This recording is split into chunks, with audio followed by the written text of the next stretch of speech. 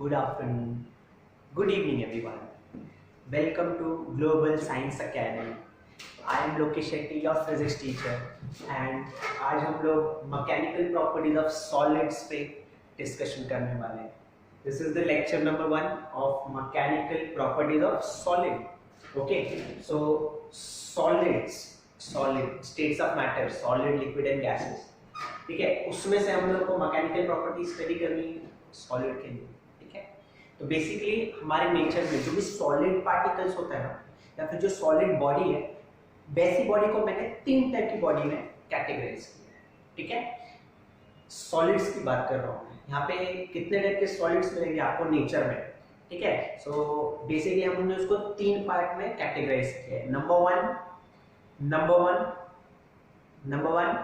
rigid body. Number 1 is rigid body. Second one elastic body. Third one plastic body. Yes. So 3 part में इसको हम लोग ने divide किया है. तीनों पार्ट को पहले अच्छे से समझ लेते हैं, उसके बाद then will start off with the chapter. ठीक है, सो बेसिकली बॉडीज को मैंने 3 पार्ट में डिवाइड किया. सॉलिड्स की स्टडी कर रहे हैं हम लोग अभी फिलहाल. तो बॉडीज नहीं यार, बॉडीज कितने टाइप की बॉडीज होती है भाई? 3 टाइप्स. ठीक है, first is rigid body.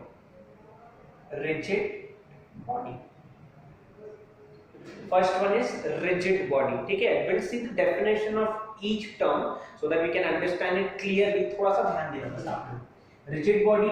Second one is elastic body. Third one is plastic body. So how many types of bodies are there? Answer is 3. Rigid body, second elastic body, third plastic body. ठीक है, now what is rigid body? Definition. First, definition of rigid body. बहुत difficult definition है, जरा ध्यान से देखना. ठीक है, रिजिड बॉडी होता है क्या? रिजिड वर्ड का लिटरल मीनिंग देखो तो टफ बॉडी ना, हार्ड बॉडी. ठीक है, is this marker a tough body और hard body? Answer is yes. Wall है tough body, hard body? Answer is yes. Chain है क्या हार्ड बॉडी या फिर tough body? Answer is no. क्यों सर? वो भी तो टफ है, रिजिड है, हार्ड है. क्यों आंसर? क्यों रिजिड बॉडी नहीं है? तो इसके लिए हम लोगों ने क्या किया है? We have made a definition of rigid body. What a rigid body is. ठीक है, what should be the property of a rigid body? How can you recognise that this is a rigid body and this is not a rigid body? Okay, so rigid body होती क्या है? Example देता हूं, आपको 2 minute में समझ में आ जाए. सपोज ये एक बॉडी है.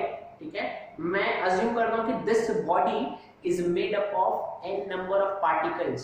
Can I say this body is made up of n number of particles? Answer is yes. ये body n number of particles से बनी है. We have to choose any 2 point. We have to choose any 2 point or any 2 particles. Suppose this point and this point. So at this point 1 particle is there, at this point 1 particle is there, and each particle should have mass. ठीक है, so यहाँ पे एक particle है, यहाँ पे एक particle है. There should be some distance between 2 particles. ये बॉडी लिया, कोई 2 पार्टिकल ले लिया, पार्टिकल के बीच का डिस्टेंस ले लिया. एक बॉडी लिया, बॉडी के बीच में कोई भी 2 पॉइंट पे मैंने 2 अलग अलग पार्टिकल ले लिए और दोनों के बीच का एक डिस्टेंस ले लिया. ठीक है, तो डिस्टेंस सपोज करो कि 7 सेंटीमीटर है. जस्ट से कि 7 सेंटीमीटर एग्जाम्पल के तौर पे. नाउ आपको इस बॉडी पे फोर्स अप्लाई करना है. क्या अप्लाई करना है? Force. That force should be inextensible. इतना फोर्स मत अप्लाई कर देना कि बॉडी टूट जाए. ठीक है, ऐसा फोर्स अप्लाई नहीं करना. नॉर्मली इस बॉडी पे फोर्स अप्लाई करता हूं. क्या इस बॉडी पे फोर्स अप्लाई करने के बाद वो जो 2 पॉइंट लिए थे आपने, जिसका डिस्टेंस 7 सेंटीमीटर था, वो अब 8 सेंटीमीटर या फिर 6 सेंटीमीटर हो गया? या फिर मैं बोल सकता हूं कि क्या वो डिस्टेंस कम ज्यादा हुआ है, बढ़ गया या कम हो गया, कुछ हुआ? Answer is no. अच्छा, ये बॉडी मैंने फिर से लिया, दो पॉइंट ले लिया, उसके बीच का डिस्टेंस बोला 8 सेंटीमीटर, दो पॉइंट के बीच का डिस्टेंस 8 सेंटीमीटर, इसको फेंक दिया, फेंका, पुश किया, फोर्स अप्लाई किया, पुश और पुल क्या फोर्स ना, अभी भी इस बॉडी पे फोर्स अप्लाई करना, क्या बॉडी टूट जाएगी? आंसर इज बॉडी के बीच का, बॉडी में जो दो पार्टिकल्स लिए थे आप लोग ने, उसके बीच का डिस्टेंस चेंज हुआ, आंसर इज ठीक है। फोर्स अप्लाई करने के बाद भी अगर इस बॉडी के बीच के जो पार्टिकल्स हैं उनका बीच का डिस्टेंस अगर चेंज नहीं हो रहा है, that body is known as rigid body. Okay, what is a rigid body? A body in which the distance between any two particle does not change even when an external force is applied on it. Definition है, फिर से बोलता हूं, याद हो जाना चाहिए ये चीज आपको ऑन द स्पॉट वीडियो देखते देखते। It is a body in which the distance between any two particle does not change even when an external force applied on it. Force apply करने के बाद भी अगर कोई भी दो पार्टिकल के बीच का डिस्टेंस चेंज नहीं होता है, then we can say that this body is a rigid body. क्या चेन रिजिड बॉडी है? Answer is no. आप उस बॉडी पे फोर्स लगाओगे तो चेन अपना क्या करेगा? शेप चेंज करेगा ना। शेप चेंज करने की वजह से दो पॉइंट के बीच का जो डिस्टेंस है कांस्टेंट नहीं होगा। That distance should not change, it should remain constant. But वो डिस्टेंस अगर कांस्टेंट नहीं है तो रिजिड बॉडी भी नहीं है। So this is a rigid body. ठीक है, आपके आसपास ऑलमोस्ट जितनी बॉडी है मोस्टली रिजिड बॉडी में ही आती है। ठीक है, इलास्टिक भी होगी, प्लास्टिक भी होगी, उसकी भी डेफिनेशन समझेंगे। सबसे पहले देख लेते हैं इसकी डेफिनेशन। क्या बोला मैंने? It is a body, it is a body in which the distance between any two particle does not change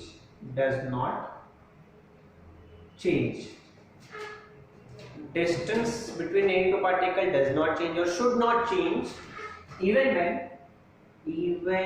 when an external force is applied on it. Body पे फोर्स लगाना है, फोर्स लगाने की वजह से अगर बॉडी में जो पार्टिकल्स आपने चूज किया उन पार्टिकल्स के बीच का डिस्टेंस अगर चेंज नहीं होता है तो that body is known as rigid body. Simple सी डेफिनेशन है, the same thing we have to study in Newton's laws of motion. ठीक है, तो उसमें भी वही डेफिनेशन बताऊंगा, पर इसमें फिर और डीप पे जाना पड़ेगा। तो अभी सिर्फ डेफिनेशन की बात कर रहा हूं, इसलिए मैंने यहाँ पे सिर्फ डेफिनेशन लिखा है। What is a rigid body? Rigid body is a body in which the distance between any two particle does not change even when an external force is applied on it. ठीक है, लिख लो आप लोग इसको, बहुत important है। अभी बैठ के ऑन द स्पॉट नोट्स बनाना बहुत इंपॉर्टेंट है। ओके, तो इसको मैं रब कर दे रहा हूं। This was the first definition, and based on this definition we have a chapter that is Newton's laws of motion। उसमें और डिटेल में लिखेंगे what is a rigid body, फिर उसके बाद और कौन-कौन से टाइप के rigid body है एक्सेट्रा एक्सेट्रा। ये सिर्फ मैंने आपको बॉडीज को कैसे सेग्रीगेट किया वो लोगों ने वो एक्सप्लेन किया है। ठीक है, सेकंड आते हैं, ये हो गया हमारा। अब बात करते हैं इलास्टिक बॉडी का। इलास्टिक बॉडी क्या होता है? जैसे इलास्टिक वर्ड आपके दिमाग में आता है, जैसे इलास्टिक वर्ड मैं बोलूंगा आप लोग सुनोगे तो इलास्टिक बॉडी मतलब पहली चीज आपके दिमाग में आ जाएगी rubber. Rubber is the elastic body. Yes, rubber की बात कर रहा हूं मैं यहाँ पे, रबर की बात ध्यान से सुना आप लोग। इलास्टिक बॉडी मतलब दिमाग में आया रबर। अब रबर के बारे में इमेजिन करते हैं, रबर आप इसको क्या करोगे? फोर्स अप्लाई करोगे। क्या फोर्स अप्लाई करने के बाद पार्टिकल्स के बीच का डिस्टेंस चेंज हुआ? आंसर इज यस, हुआ। इलास्टिक बॉडी है, आंसर इज नो। पूरा कॉन्सेप्ट पूरा। मेरे पास रबर है, आपको इस पे एक्सटर्नल फोर्स लगाना है, लगा दिया। उस एक्सटर्नल फोर्स को फिर रिमूव करना है। क्या वो रबर अपने ओरिजिनल पोजीशन पे आ जाएगा? ध्यान से सोचना। रबर को पहले आप लोग स्ट्रेच करोगे फिर छोड़ दोगे, अपने ओरिजिनल पोजीशन पे आएगा कि नहीं आएगा? आंसर इज यस, आ जाएगा।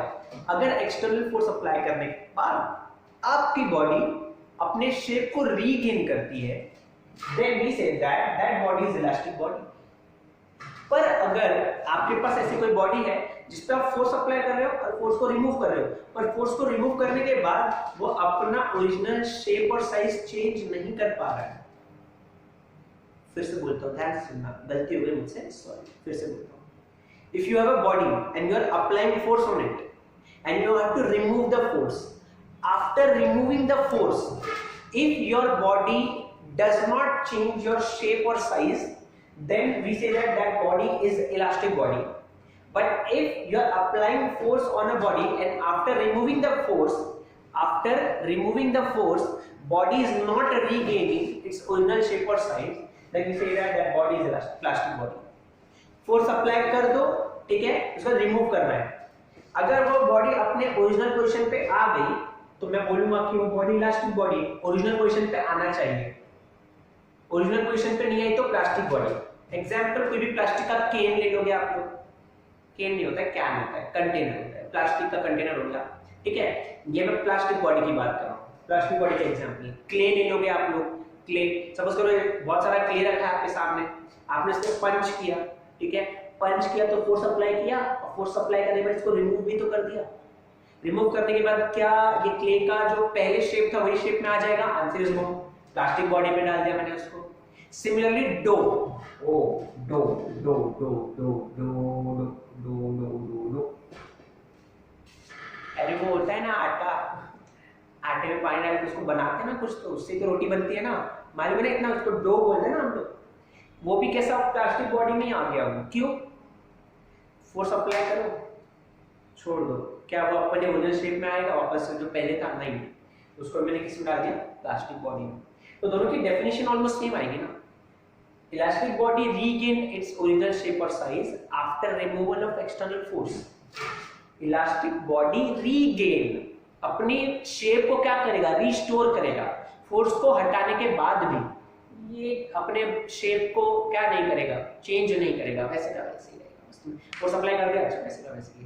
तो ये रिटेन करता है, ये रीगेन करता है, इतना याद रखना है, ठीक है। तो एक डेफिनेशन बताऊंगा, दोनों आ जानी चाहिए, कुछ कुछ एग्जांपल देता हूं मैं आप लोग को। जैसे इलास्टिक बॉडी का डेफिनेशन क्या है? The body in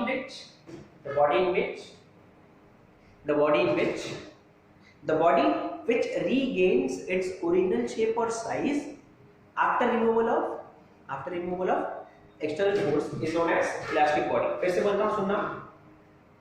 The bodies which regain its original shape or size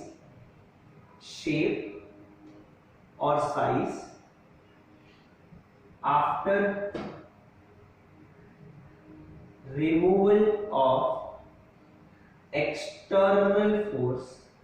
external force।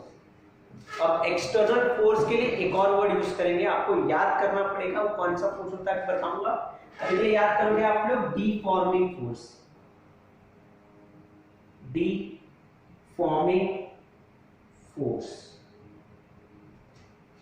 The bodies which regain, ये वर्ड बहुत इंपॉर्टेंट है, the bodies which regain its original shape or size after removal of external force or deforming force is known as elastic body, ठीक है। Example के तौर पे आपको example मालूम है इसका, सबसे पहले ले लो रबर, इलास्टिक बॉडी है। और कोई एग्जाम्पल ले लो, क्या वो इलास्टिक बॉडी है? आंसर है स्टील भी इलास्टिक है। स्टील का स्केल से आप खेले रहोगे ना, खेलते थे ना बचपन में, बचपन के, अभी भी तो बचपन ही, कहाँ बड़े हो, बचपनी हरकतें तो करते रहते हो तुम लोग, क्या ही बोली तुम लोग। स्टील की बात करता हूँ, स्टील के स्केल को क्या करो आप मालूम है? एक ये स्टील का स्केल है ना, इसको यहाँ पे ऐसे सपोर्ट दे दो और यहाँ से इसको क्या करो, ऐसे इसको स्ट्रेच करो।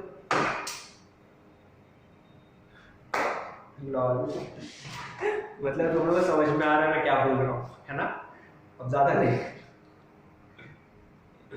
तो यहाँ पे आपको इसको क्या करना है, सपोज करो यहाँ से स्ट्रेच कर रहे हो, छोड़ दो, वैसे नहीं होना चाहिए, छोड़ दोगे तो अपने ओरिजिनल शेप पे आ जाए। कौन सी बॉडी? Elastic body.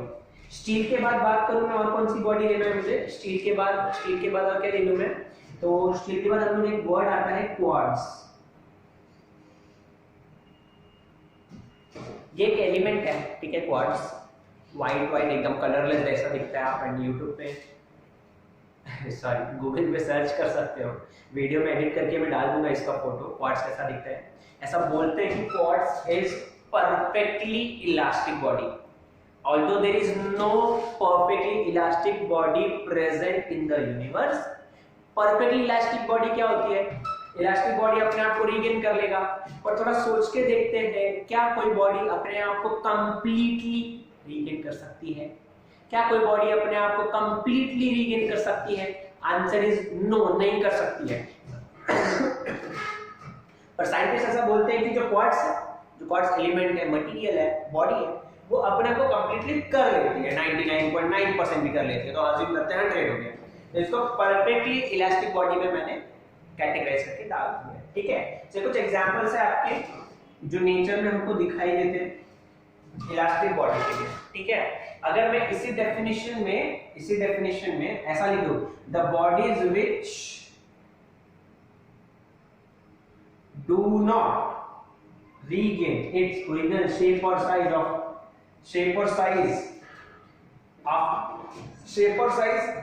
किसका? shape or size of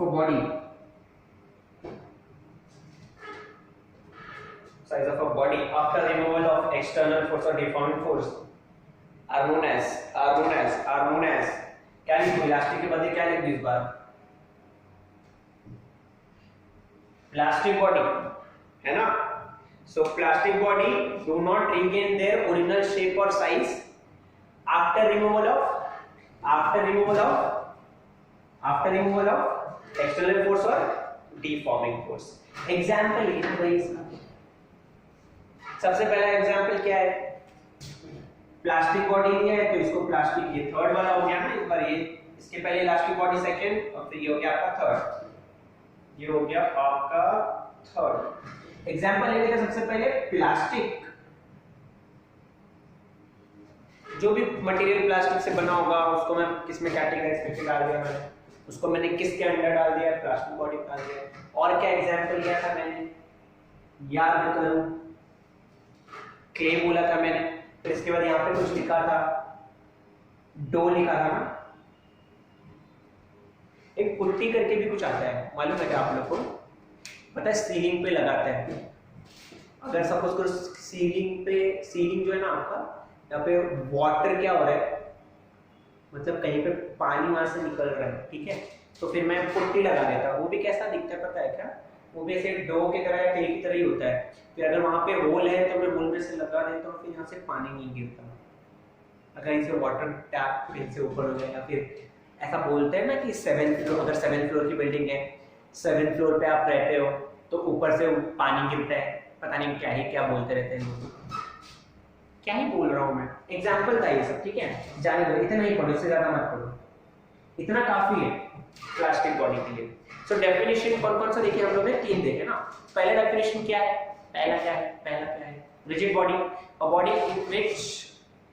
body in which rigid body is a body in which the distance between any two particles does not change even when an external force is applied on it। External force apply करने के बाद भी 2 point के बीच का distance किसी भी body में change नहीं होना चाहिए, नहीं होता है, तो उसको मैं किस में डाल देता हूँ? किस कैटेगरी में डाल देता हूँ? रिजिड बॉडी में डाल देता हूँ। ओके, बहुत सारे एग्जांपल्स है, उसके भी एग्जांपल्स लिखना है तो लिख लो। रॉड लिख लो, रॉड, रिंग, स्फीयर, सब मेटल के, हाँ मेटल के, ये सब एग्जांपल है किसके? रिजिड बॉडी के। इसके बाद इलास्टिक बॉडी, प्लास्टिक बॉडी में डिफरेंस क्या है? दे रीगेन देयर ओरिजिनल शेप और साइज, ठीक है। रीगेन का क्या मतलब होता है? रीगेन का मतलब होता है रिस्टोर कर लेते हैं, ठीक है ना। स्पंज बॉल भी आप एग्जांपल ले सकते थे इसका, स्पंज बॉल, वो स्माइली बॉल आता है ना, स्माइल, जैसे आपकी फेस, जैसे आपका फेस का है ना शक्ल, आपकी शक्ल कैसे स्माइली है, हंसते रहते हो ना हमेशा, हाँ, तो ये स्माइली बॉल भी क्या है? या स्पंज बोल लो, स्पंज। इलास्टिक बॉडी में आ गया, रीगेन कर लेते कंप्लीटली अपने ओरिजिनल शेप और साइज को। प्लास्टिक बॉडी नहीं कर पाते, एग्जांपल लिखा है प्लास्टिक, क्ले, डो, एटसेट्रा। ये सब एग्जांपल है किसके? ये मैंने प्लास्टिक बॉडी बताया, इसके पहले इलास्टिक। इलास्टिक में दे रीगेन, प्लास्टिक बॉडी में दे डू नॉट रीगेन। ठीक है। तो एक छोटा सा इंट्रोडक्शन था बॉडीज के बारे में, कितने टाइप की बॉडी, इलास्टिक, प्लास्टिक और रिजिड। हमारे सिलेबस में हमको क्या पढ़ाई करनी है, हमको किस चीज की स्टडी करनी है, किस चीज की स्टडी करनी है? आंसर इज पूरी बॉडी, पूरे चैप्टर में इस बॉडी पे हम लोग को डिस्कशन करना है और इस बॉडी पे भी करना है, ठीक है। कभी कभी ये भी आ जाएगा, पर कंप्लीटली इलास्टिक और प्लास्टिक बॉडीज के बारे में ही डिस्कशन करना है, ठीक है। अब इलास्टिक बॉडी एक प्रॉपर्टी को फॉलो करता है। सुनो सुनो ध्यान से सुनो, इलास्टिक बॉडी है तो किसी चीज की प्रॉपर्टी को फॉलो कर रहा है ना। इलास्टिक बॉडी फॉलो करेगा प्रॉपर्टी ऑफ इलास्टिसिटी, क्या बोला मैंने, या फिर हाँ इलास्टिसिटी वर्ड बोल देता। किस प्रॉपर्टी को फॉलो करता है ये? इलास्टिसिटी। तो प्लास्टिक बॉडी किस प्रॉपर्टी को फॉलो करेगा? Plasticity.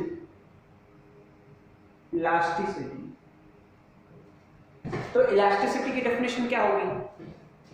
Elasticity is the property by virtue of which a material bodies can regain their original shape और size after removal of action of force. फिर से बोलता हूं उसको, इलास्टिसिटी प्रॉपर्टी है। किस बॉडी की प्रॉपर्टी है? इलास्टिक बॉडी की प्रॉपर्टी है। Elastic body elasticity property show करेगा, प्लास्टिक बॉडी प्लास्टिसिटी की प्रॉपर्टी को शो करेगा। सो डेफिनेशन जैसे इलास्टिक बॉडी का लिखा मैंने, the bodies which regain their original shape और साइज, ठीक है। अगर रीगेन करेगा अपने ओरिजिनल शेप और साइज को तो मिलेगा इलास्टिक बॉडी, पर जिस प्रॉपर्टी की वजह से हुआ है उसको बोलेंगे elasticity. The property by virtue of which, आप इसकी भी डेफिनेशन लिख लेते हैं, एग्जाम में ये भी आ सकता है, इलास्टिसिटी एंड प्लास्टिसिटी, ठीक है। डेफिनेशन सुनना बहुत सिंपल है, मैंने बोला the property by virtue,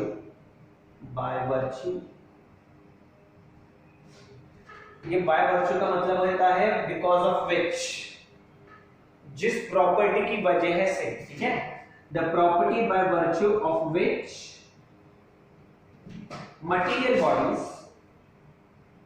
material bodies can regain their original shape or size after removal of external force, जिसके प्लेस पे आप लोग डिफॉर्मिंग फोर्स भी लिख सकते हो। एक्सटर्नल फोर्स के बदले डिफॉर्मिंग फोर्स लिख दोगे तो ज्यादा बेटर होगा, क्योंकि थोड़ा ज्यादा इंप्रेशन देता है। इसका मतलब आपको मालूम है डिफॉर्मिंग फोर्स क्या होता है। मैं भी जो टर्म्स यूज होंगे ना इस चैप्टर में वो भी अभी डिफाइन करूंगा। अभी उसके पहले मैं एक बार बता देता हूं आप लोगों को, रिमूवल ऑफ एक्सटर्नल फोर्स, और कौन सा फोर्स बोला मैंने? Deforming force.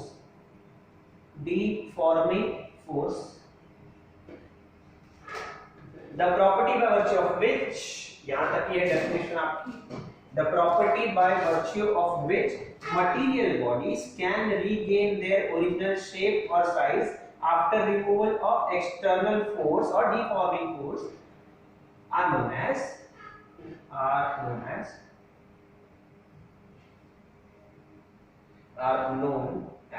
क्या बोलते हैं भाई इसको? प्रॉपर्टी है ना, और ये प्रॉपर्टी इलास्टिक बॉडी शो कर रही है, इसीलिए मैंने इसको क्या बोला? इलास्टिसिटी।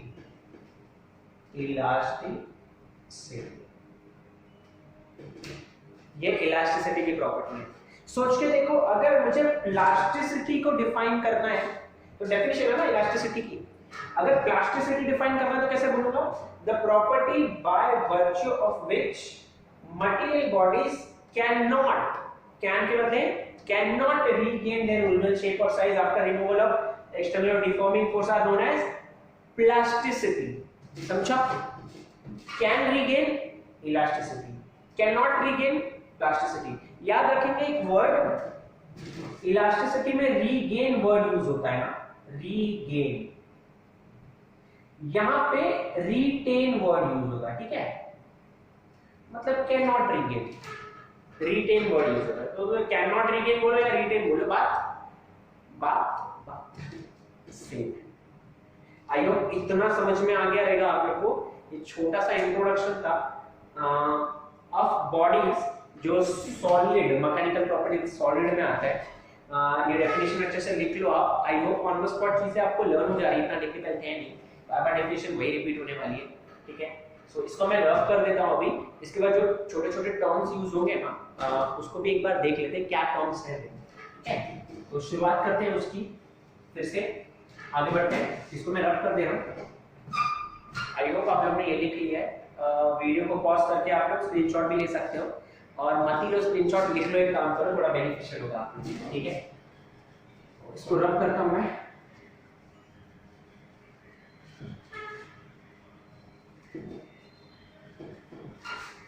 आगे बढ़ते हैं। कौन कौन से वर्ड है उसको समझते हैं, ठीक है। सबसे पहला जो वर्ड है उसको बोलते हैं डायमेंशन। डायमेंशन बोलो या फिर डिमेंशन, डायमेंशन या फिर डिमेंशन। डिमेंशन क्या होता है, किसी भी बॉडी की बात करो मैं, ठीक है। किसी बॉडी का डिमेंशन क्या होगा, शेप और साइज ऑफ अ बॉडी। किसी भी बॉडी का शेप और साइज की बात करोगे ना, मतलब आप क्या बात कर रहे हो, किस बारे में बात कर रहे हो, ठीक है। आप उस बॉडी के डायमेंशन के बारे में बात कर रहे हो, ठीक है। Dimension of a body.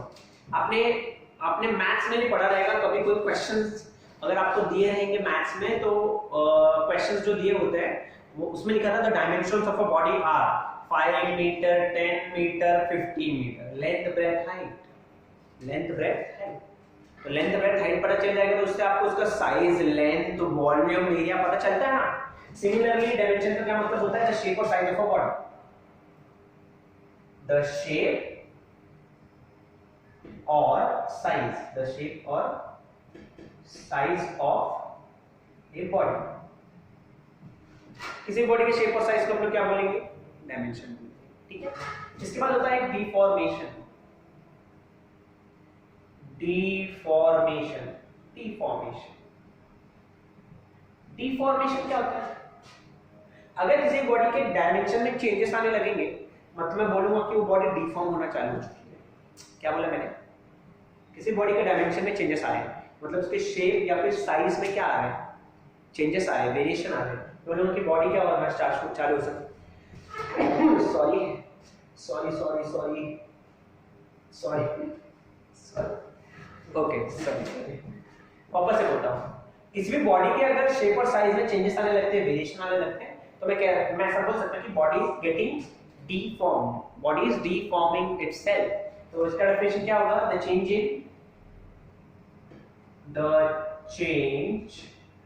In shape और साइज ऑफ ए बॉडी। किसी बॉडी के अगर शेप और साइज में चेंजेस आने लगते हैं, तो बोलता body is getting deform, body is deforming. So the change in shape or size of body is known as deformation of a body. Is known as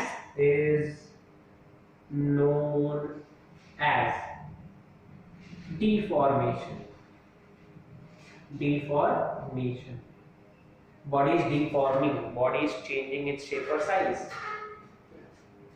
Third, ये deformation किसकी वजह से हो रहा है? आपने कुछ अप्लाई किया होगा, शायद से एक्सटर्नल फोर्स अप्लाई किया है। क्या अप्लाई किया है? External force. उस एक्सटर्नल फोर्स को एक्सटर्नल फोर्स ना बोल के डिफॉर्मिंग फोर्स बोलूंगा मैं। सर एक्सटर्नल फोर्स क्यों नहीं बोला? एक्सटर्नल फोर्स मतलब फोर्स अप्लाई किया, हट गए आप लोग, ठीक है, वहां पे शेप और साइज का कोई रिलेशन नहीं है।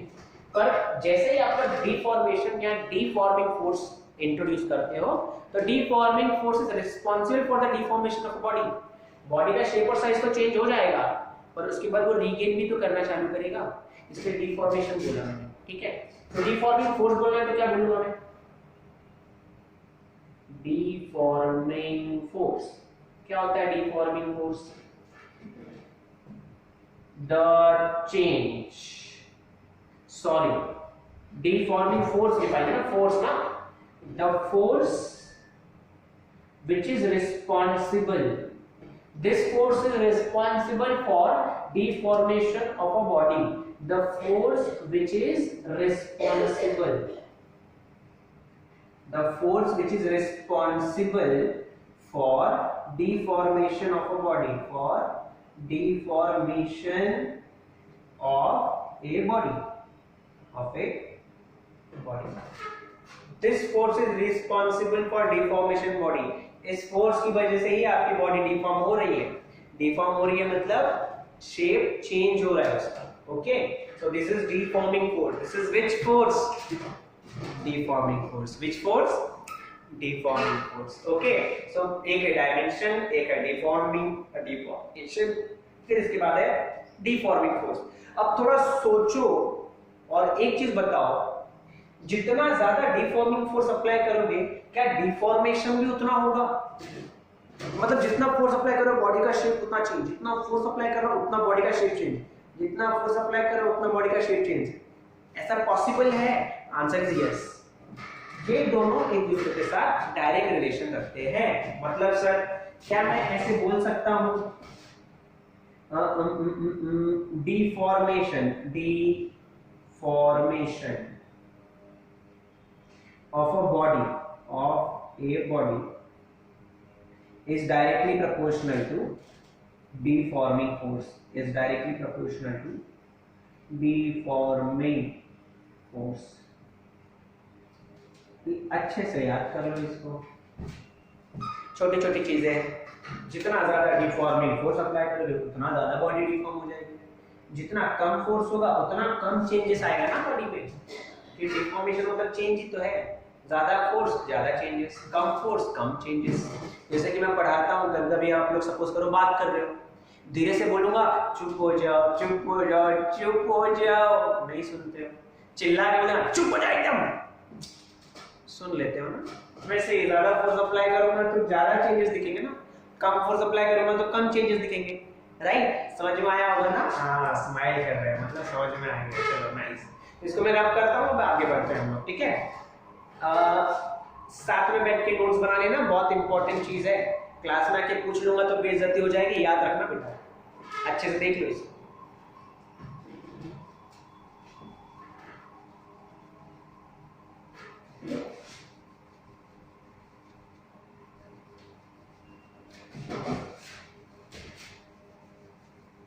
अब ध्यान से सुनना जो भी मैं पढ़ा रहा हूं. अब जो अपना मेन टॉपिक, अब भी जो मैं बनाने वाला हूं वो अपना मेन टॉपिक है. ठीक है, अब तक सिर्फ इंट्रोडक्शन था. Without introduction we will not be able to understand a single thing which I am going to teach you right now. ठीक है, तो जो अभी तक पढ़ाया वो बिल्कुल वेस्ट नहीं जाएगा. ठीक है, वो इंपॉर्टेंट था जो अभी मैं पढ़ाने वाला हूं. ठीक है, पूरे चैप्टर में हम लोग को स्ट्रेस और स्ट्रेन से ही क्या करना है, डील करना है. Stress strain, stress strain. Stress आता है ना एग्जाम में, स्ट्रेस, उसकी वजह से आपके बॉडी में स्ट्रेन भी आने लगता है. स्ट्रेन और जो सेम चीजें हैं और समझते हैं क्या होता है. स्ट्रेस भी अलग अलग टाइप के हैं. ठीक है, तो पहले स्ट्रेस स्टडी करते हैं अच्छे से प्यार से, और उसके बाद स्ट्रेन भी स्टडी कर लेंगे. ठीक है, तो पहले स्ट्रेस की बात करते हैं और फिर उसके टाइप की भी बात कर लेंगे. ओके, तो स्ट्रेस की बात करते हैं सबसे पहले. स्ट्रेस देख लेता हूँ यहाँ पे आप लोगों को कुछ दिखाई दे रहा है कि नहीं दे रहा है. तो चलो दिखाई नहीं दे रहा है तो जो चॉप होगा मेरा गंदा वाला,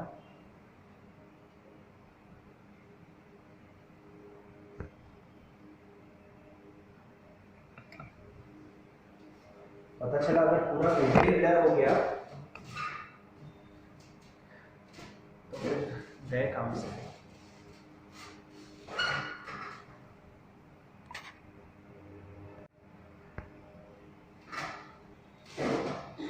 ओके, वापस से आते हैं.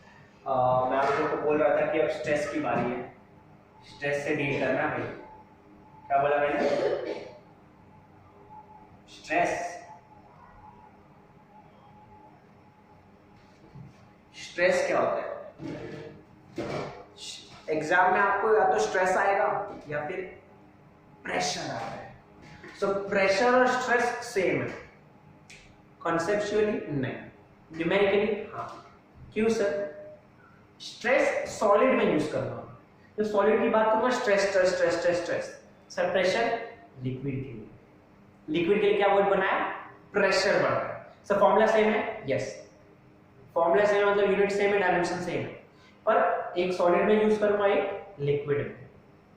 ओके, तो स्ट्रेस क्या है, दोनों का फॉर्मूला सेम है, फोर्स अपॉन एरिया। क्या बोला मैंने, फोर्स अपॉन एरिया। कितने पर्टिकुलर एरिया में कितना फोर्स अप्लाई करते हो, वही तो प्रेशर है। अरे मेरे भाई ये लो ना, ये एरिया है, इस पे क्या अप्लाई करो, फोर्स फोर्स फोर्स, तो प्रेशर बनेगा ना। जैसे बलून है, बलून को प्रेस करो, क्या अप्लाई कर रहे हो, फोर्स। फोर्स की वजह से क्या हो रहा है, उस पर्टिकुलर एरिया पे प्रेशर क्रिएट हो रहा है। क्या क्रिएट हो रहा है, प्रेशर, या फिर क्या बोलूंगा मैं, स्ट्रेस क्रिएट कर रहा है। देखो प्रेशर वर्ड फ्लूइड्स के लिए यूज करूंगा। ओ सर अभी तो लिक्विड बोलो, फ्लूइड्स के लिए, फ्लूइड्स में दो चीज आती है, गैसेस एंड लिक्विड्स। तो प्रेशर वर्ड यूज करेंगे हम लोग फ्लूइड्स के लिए, स्ट्रेस वर्ड यूज करेंगे हम लोग, स्ट्रेस वर्ड यूज करेंगे हम लोग सॉलिड्स के लिए। किसके लिए, सॉलिड्स के लिए। सबसे पहले डेफिनेशन से शुरुआत करेंगे। डेफिनेशन, यूनिट, डायमेंशन, स्केलर है, वेक्टर है, क्या है देख लेते हैं, ठीक है। सो स्ट्रेस की डेफिनेशन देखते हैं। स्ट्रेस क्या होता है, पहले मैं लिख लेता हूं यहाँ पे formula, formula formula formula formula formula यहाँ पे लिख लेते हैं, ठीक है। Formula I guess black marker से ना आप लोग को अच्छे से दिखेगा, ये जो ब्लैक मार्कर डार्क हो गया है इसको बोलना पड़ेगा। ओ कैसे नाइस, ओ माय गॉड, हां मिल गया ब्लैक। फॉर्मूला क्या है, stress is equal to internal elastic restoring force per unit area।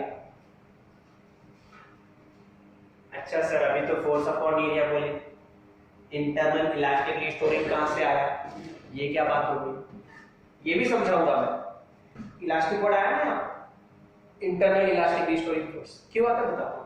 तो ये जो फॉर्मूला लिखा ना, इससे डेफिनेशन बन जाएगा आप लोग का। क्या है definition, the internal elastic restoring force per unit area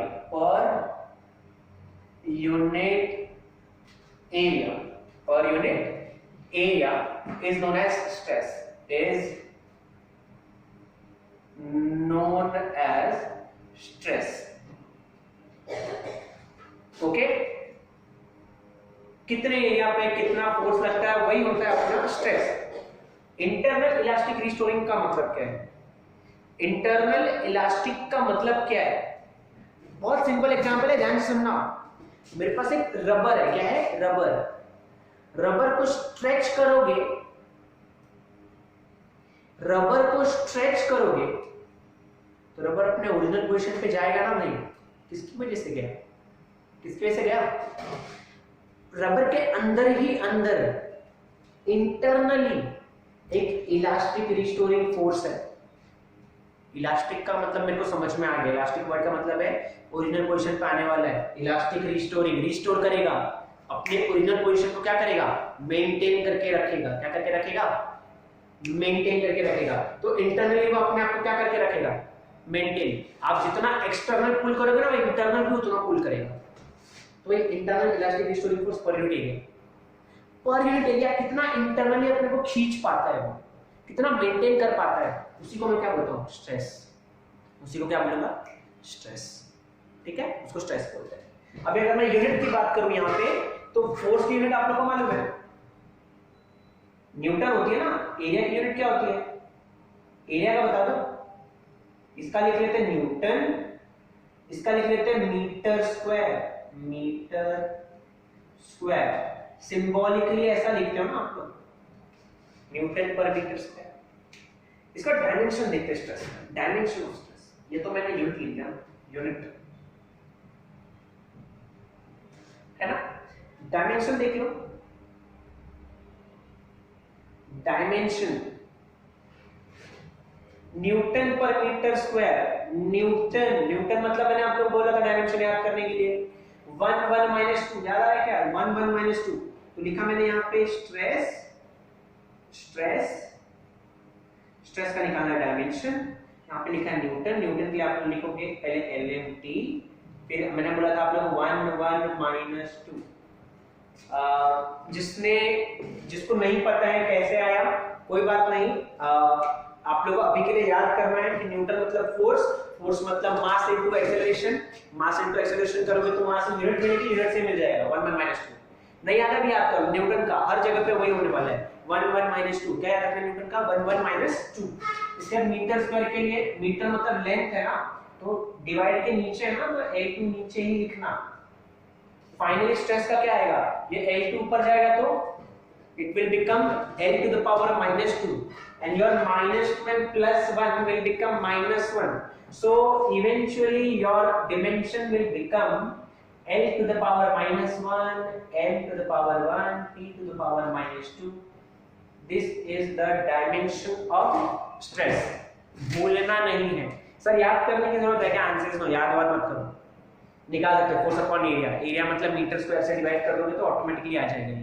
ठीक है, तो इतना ही करना है अपने को। एग्जाम में क्या पूछेगा, define stress, formula, unit, dimension. Scalar एक ही वेक्टर है, स्केलर एक ही वेक्टर है, आंसर इज स्केलर भी बोल सकते हो और एक क्वांटिटी मैंने आपको बताया था टेंसर, वो भी बोल सकते हो। Stress is a scalar quantity, ठीक है मानता हूं है। क्या है स्केलर, क्या है स्केलर। पर हायर स्टडीज करोगे ना जब आप लोग, तो वहां पे लोग बोलते हैं कि वो टेंसर भी है, टेंसर। स्केलर का मतलब होता है सिर्फ मैग्नीट्यूड से मतलब है अपने को, किससे मतलब है, मैग्नीट्यूड से मतलब है। सर टेंसर मतलब आप लोग डायरेक्शन चेंज कर दो, आपका मैग्नीट्यूड चेंज, डायरेक्शन सर किसका चेंज करना है, जो वेक्टर क्वांटिटी प्रेजेंट है, वेक्टर क्वांटिटी आपका फोर्स है। आप किसी बॉडी पे फोर्स अप्लाई जब करते हो अलग अलग डायरेक्शन में कर सकते हो, अभी ऐसे कर रहे हो, अभी ऐसे कर रहे हो, अभी ऐसे कर रहे हो, अभी ऐसे कर रहे हो, फोर्स का डायरेक्शन बदल रहे हो आप लोग। फोर्स के डायरेक्शन को बदलने की वजह से स्ट्रेस की वैल्यू भी चेंज हो जाती है, स्ट्रेस की वैल्यू भी चेंज हो जाती है, इसलिए हम लोग इसको टेंसर क्वांटिटी भी बोलते हैं। जब आपके ऑप्शन में अगर एमसीक्यू में आता है मोस्ट एप्रोप्रिएट आंसर कौन सा है और ऑप्शन में टेंसर गिवन है, then you will mark tensor quantity, which quantity, stress is a tensor quantity. ठीक है, पर टेंसर नहीं है, उसमें स्केलर है तो स्केलर मार्क कर क्या, वेक्टर है क्या, नहीं, वेक्टर है क्या, नहीं, वेक्टर नहीं है, याद रखना। ठीक है, तो ये था स्ट्रेस के बारे में। ओके, इसके बाद स्ट्रेन है। क्या है स्ट्रेन, स्ट्रेस के 3 टाइप है, स्ट्रेन के 3 टाइप है, स्ट्रेस के 3 टाइप, स्ट्रेन के भी 3 टाइप है, सब सेम है। पहले मैं स्ट्रेन पढ़ा दे रहा हूं आप लोगों को, एक बार स्ट्रेस और स्ट्रेन आ गया ना, फिर टाइप तो बहुत सिंपल है, इतने में ही 3 टाइप बता दूंगा, इतने में ही 3 टाइप बता दूंगा, हो गया, इतना सिंपल है। पहले मैं स्ट्रेन बता देता हूं आप लोगों को, स्ट्रेन क्या होता है।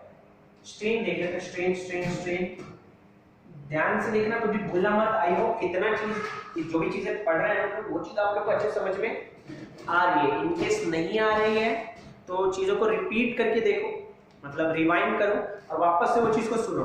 बार बार एक चीज को पढ़ने से, एक चीज को देखने से वो चीज दिमाग में बैठ जाएगी।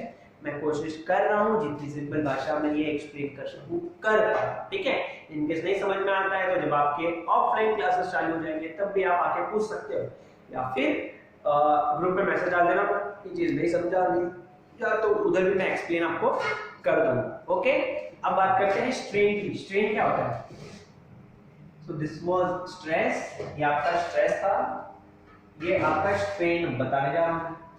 स्ट्रेन क्या होता है,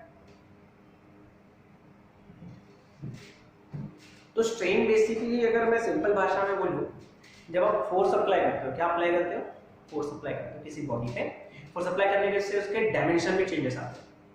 देखो मैंने आपको शेप और साइज के बारे में बता दिया, डायमेंशन के बारे में, शेप और साइज के बारे में बता दिया। अगर आप किसी भी बॉडी पे क्या अप्लाई करते हो, फोर्स अप्लाई करने की वजह से उस बॉडी पे स्ट्रेस आएगा ना, बॉडी पे क्या आएगा, स्ट्रेस आने की वजह से अपना शेप चेंज करता है। क्या चेंज करता है, शेप या साइज चेंज करता है। स्ट्रेन वही चीज को आपको एक्सप्लेन करके बताएगा कि कितने प्रोपोर्शन में वो चेंजेस आए। क्या बोला मैंने, कौन से प्रोपोर्शन में वो चेंजेस हो रहे हैं। ठीक है, तो इसका बेसिक डेफिनेशन समझते हैं, फिर आपको इजीली समझ में आएगा। बॉडी में जब स्ट्रेस आता है तभी स्ट्रेन आता है, बॉडी में जब स्ट्रेस आएगा तब स्ट्रेन आएगा। स्ट्रेन का क्या मतलब होता है, स्ट्रेन का क्या मतलब होता है? स्ट्रेन फॉर्मूला देख लेते हैं, फिर डेफिनेशन तो बना ही सकते हैं। Formula strain is equal to change in dimension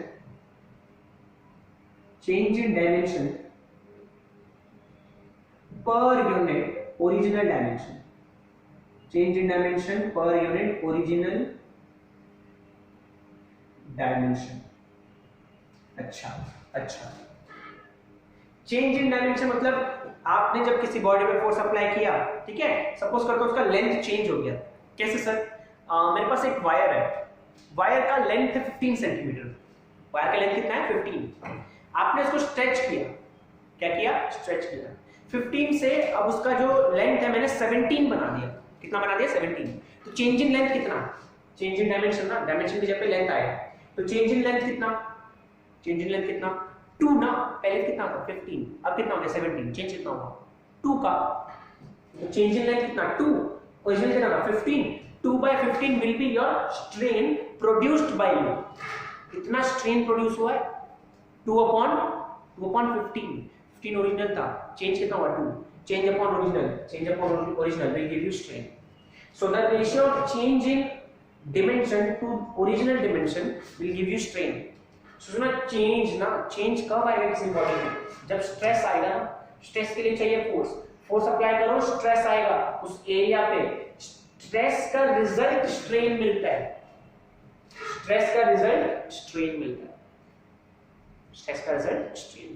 definition कैसे बोलोगे? देखो, चेंज इन डायमेंशन और ओरिजिनल डायमेंशन का अपॉन लेना है। अपॉन मतलब रेशियो लेना है। So the ratio of change in dimension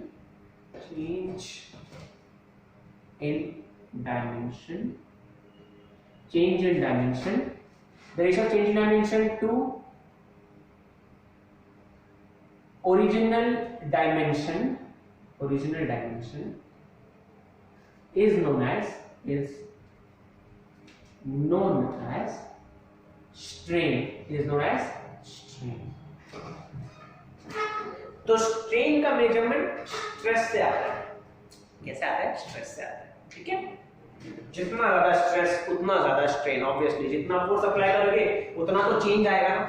come force come change, ज्यादा फोर्स ज्यादा चेंज। करेक्ट। अब इसके बाद स्ट्रेस अप्लाई करने से स्ट्रेन तो आ गया। चलो ठीक है, फॉर्मूला लिखते हैं। Strain is equal to change in dimension upon original dimension. Dimension body के क्या हो सकते हैं? शेप हो सकते हैं, साइज हो सकते हैं। जब किसी बॉडी पे आपको जब फोर्स अप्लाई करोगे ना, क्या होगा? फोर्स अप्लाई करोगे तो लेंथ बदल जाएगी। लेंथ क्या है? डायमेंशन। बलून है, बलून पे फोर्स अप्लाई करोगे उसका क्या चेंज होने लगेगा?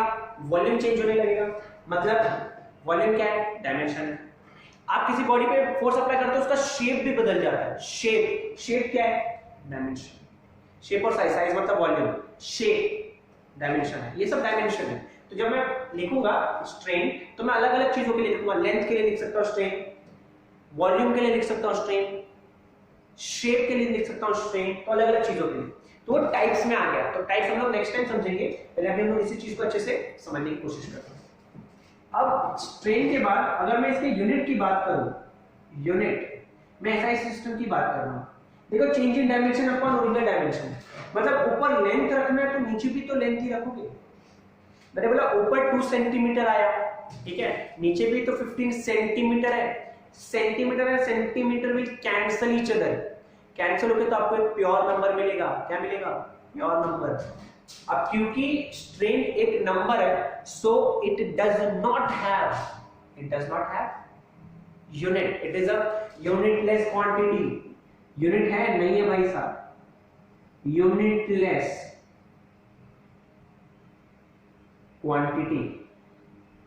जिस चीज की यूनिटी नहीं है, डायमेंशन होगा क्या उसका? यूनिटी नहीं तो डायमेंशन भी नहीं होगा, मतलब डायमेंशनलेस एज वेल। डायमेंशनलेस, ना यूनिट है ना डायमेंशन है, डायमेंशनलेस क्वांटिटी। यूनिट भी नहीं है, डायमेंशन भी नहीं है, याद रखना इतना। स्ट्रेस का है यूनिट डायमेंशन, इसका यूनिट डायमेंशन नहीं है। सर कौन सी क्वांटिटी है? स्केलर है, वेक्टर है? सेम। स्केलर भी बोल सकते हैं और टेंसर भी बोल सकते हैं, दोनों बोल सकते हैं। मोस्ट अप्रोप्रिएट ये नहीं तो ये स्ट्रेन स्केलर बोलो या फिर टेंसर बोलोगे, क्या बोलोगे?